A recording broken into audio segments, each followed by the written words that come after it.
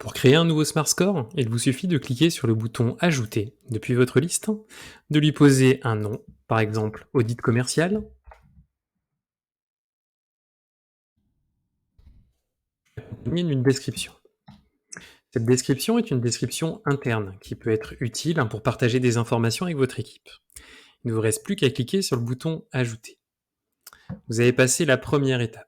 Maintenant, sur cet écran de paramétrage, voilà les informations importantes. Le nom de votre Smart Score, le paramètre de l'URL, qui vous permet d'avoir une URL propre à présenter à vos utilisateurs, votre description, et les statuts ainsi que le mode de calcul. Le statut va vous permettre de gérer l'accessibilité à votre Smart Score. Vous pouvez le désactiver, donc il sera complètement indisponible sur l'interface front, le positionner en mode inscription, ce qui va permettre aux utilisateurs de voir la première page et de cliquer sur le bouton s'inscrire pendant la préparation du questionnaire ou en attendant une phase de lancement, ou le statut publié, une fois que votre Smart Score est complètement terminé.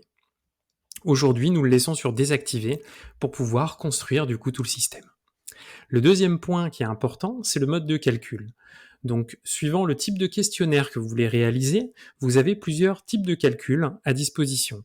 La moyenne des scores, qui va simplement, pour le mode de calcul global, faire la moyenne des scores de tous vos items.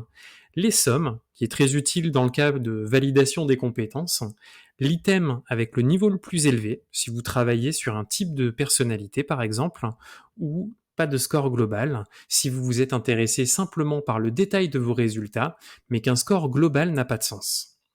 Voilà pour cette partie présentation. Nous pouvons passer maintenant à la palette de couleurs.